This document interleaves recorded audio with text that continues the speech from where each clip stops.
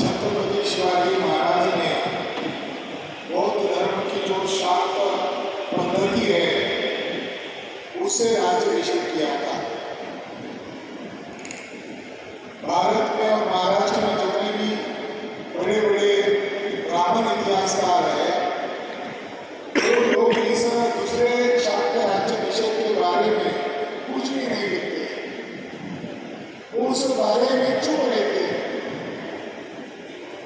तो आज का ऐतिहासिक दिन यहाँ कार्यक्रम टेलर कैंप चल रहा है। अगर ये टेलर कैंप नहीं होता तो हम महाराष्ट्र में शाक्त राज्याभिषेक दिन मना रहे होते। तो मैंने मेश्राम साहब को विनती किया कि ये जो शाक्त राज्याभिषेक दिन 24 सितंबर को है, तो ये जो किताब का प्रकाशन है ये महाराष्ट्र में करने की बजाय हम नेपाल में लुम्बिनी में करेंगे।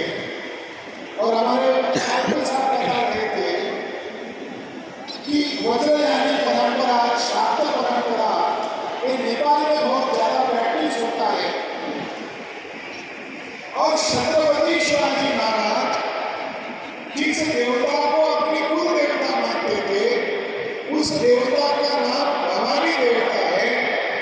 और भवानी देवता जैसे महाराष्ट्र के नॉन ब्राह्मण लोगों की, बहुजन लोगों की कुल देवता है, उसी तरह राजस्थान के क्षत्रियों की भी कुल देवता है। उसी तरह काठमांडू में कलेजू भवानी नाम से कोई उसी भवानी देवता की पूजा नेपाल में होती है।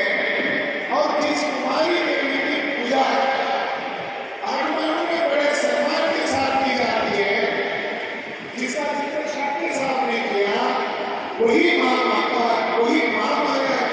और माँ माया को ही महाराष्ट्र में अम्बा, जगदम्बा या दुर्गा भवानी के नाम से कहा जाता है।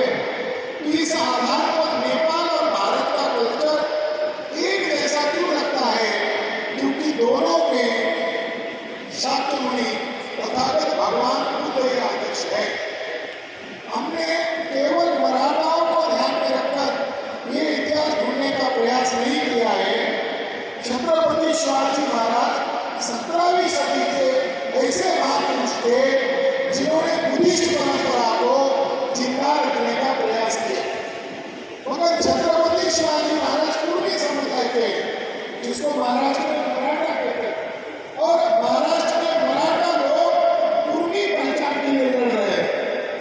जरिया रिजर्वेशन है मगर कुर्मी पहचान के लिए लड़ रहे हैं। और कुर्मी ऑल इंडिया में बहुत बड़ी तादाद में। अगर छत्रपति शिवाजी महाराज का कनेक्शन बुद्धिस्ट परंपरा से है तो इसका मतलब ये है कि ब्राह्मणों ने, खासकर कि आरएसएस ने, बीजेपी के लोगों ने जो फेक राष्ट्रवाद, काल्पनिक राष्ट्रवाद हिंदू या हिंदुत्व के नाम पर प्रचार में लाया, वो ब्राह्मण लोग इसके पीछे जानते हैं कि शिवाजी महाराज का कनेक्शन किसके साथ है।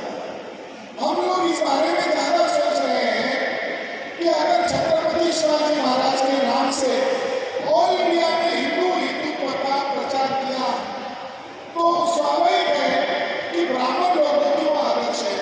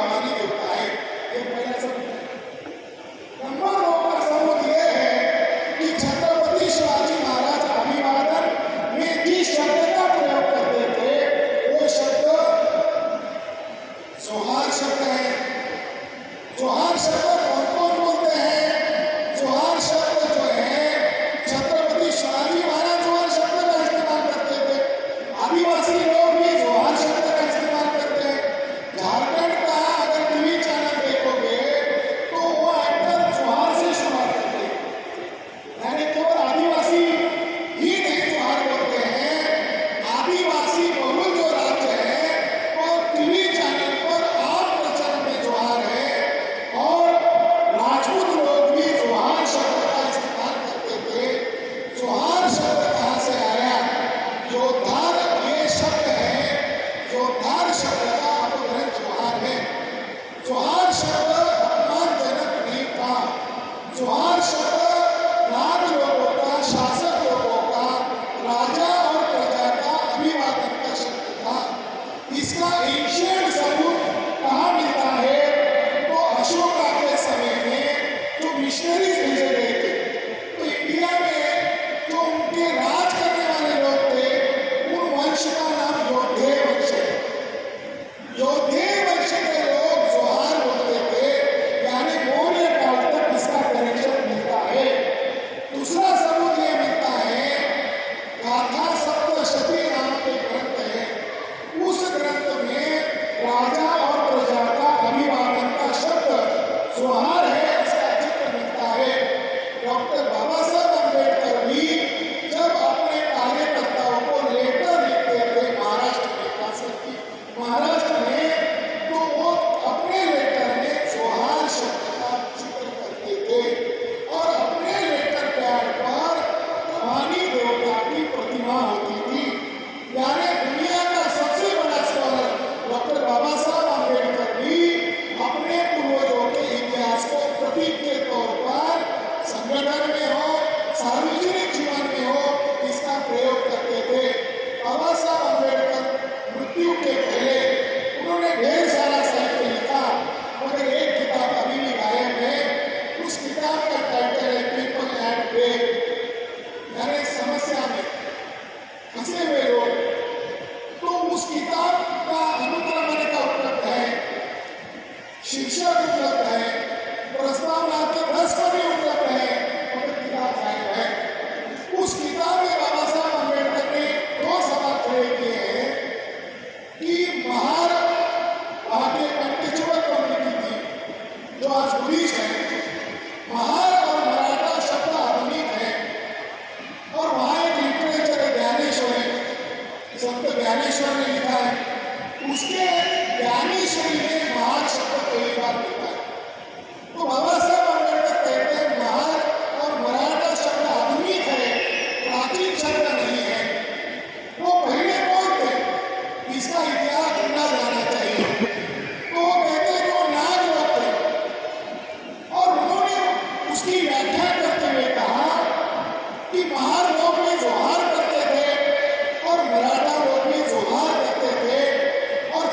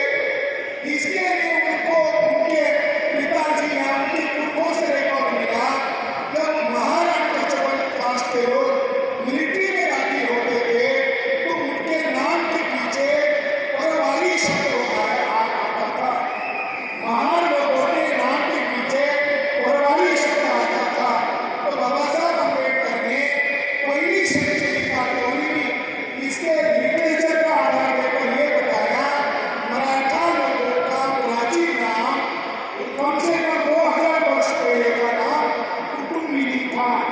ये कुटुम्बिनी शब्द कुर्मी शब्द आज इस्तेमाल किया जाता है।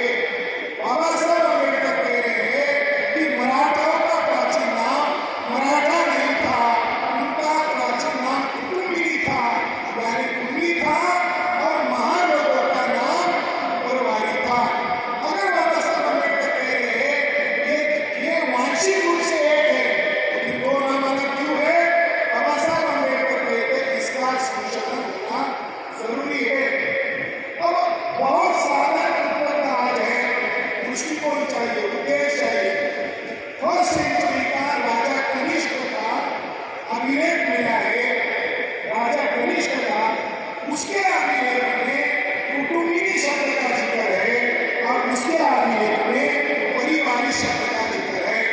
राजा कनिष्क 2000 वर्ष पहले हुआ, फर्स्ट सेंचुरी में। तो किस संदर्भ में जिक्र है? तो कुटुम्बिनी यानी उपासक, बुद्धिस्ट उपासक। ये किसको डोनेट कर रहे हैं? सरकार को डोनेट कर रहे हैं, बिहार को डोनेट कर रहे हैं, और बिहार का देखभाल, बिहार को संभालने का काम कौन कर रहा है? कुटुम्बिनी ही परिवार से, उपासक लोगों से, भिक्षु बनने वाले लोग, श्राम्य बनने वाले लोगों को परिवारी कहा है। इसका मतलब बाबा साहब अम्बेडकर ने जो उस समय एनालिसिस किया था कि परिवारी लोग और कुटुम्बिनी लोग एक ही थे, वो कौन लोग थे? वो बुद्धिस्ट लोग थे, नाग लोग थे, और वो लोग प्राचीन भारत में मिलजुल कर प्रचार और प्रसार का काम करते थे। बाबा साहब अम्बेडकर का ये निष्कर्ष है। बाबा साहब अम्बेडकर ने जो निष्कर्ष निकाला, जेनेटिक साइंस क्या कह रहा है? क्योंकि ये बात जेनेटिक साइंस से तो करना जरूरी है। जेनेटिक साइंस में 2003 में जुलाई अगस्त में महाराष्ट्र की महिलाओं का माइटोकॉन्ड्रियल डीएनए टेस्ट किया। महिलाओं का डीएनए नहीं बदलता है, महिलाओं का डीएनए कांस्टेंट है, मगर जो चितपावन ग्रामीण महिला है, मराठा महिला है, नवबौद्ध महिला, सभी का माइटोकॉन्ड्रियल डीएनए चेक किया गया, तो उसमें मराठा महिलाओं में 68% माइटोकॉन्ड्रियल डीएनए वेरिएशंस मिले, और नवबौद्ध जो पूर्व में महान थे उनके अंदर 64% मिले। मराठाओं में 68% मिले और नवबुद्धिस्ट महिलाओं में 64 मिले, यानी उनका माइटोकॉन्ड्रियल डीएनए ज्यादा क्लोज है। दूसरा 2010 में फ्रांस में पुरुष लोगों का डीएनए के बारे में रिसर्च पब्लिश किया, और उसका टाइटल था the influence of natural barriers in shaping the genetic structure of Maharashtra populations. इसके अंदर ये पाया गया कि जो मराठा लोगों में पैटर्नल हैप्लोग्रुप है M69, ये पैतृक हैप्लोग्रुप है, उसका परसेंटेज 69 मिला, और नवबौद्ध लोगों में 43% मिला। जेनेटिक के आधार पर पुरुष लोगों का हैप्लोग्रुप ज्यादा मैच हुआ, उधर महिलाओं का ज्यादा मैच हुआ, और इन दोनों की तुलना में चितपावन ब्राह्मणों का जो हैप्लोग्रुप चेक किया गया, वो एक चितपावन ब्राह्मणों का डीएनए ईस्ट एशिया से पाया गया, नहीं जाए तो इस आधार पर महाराष्ट्र में काम बटा थोड़ा चितपावन ब्राह्मण 1% भी नहीं, 1% भी नहीं है, वो रूढ़ी प्रथा है।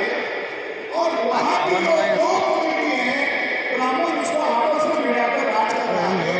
तो बाबा साहब अम्बेडकर उस समय रेकॉर्डिंग चालू है, रेकॉर्डिंग चालू है।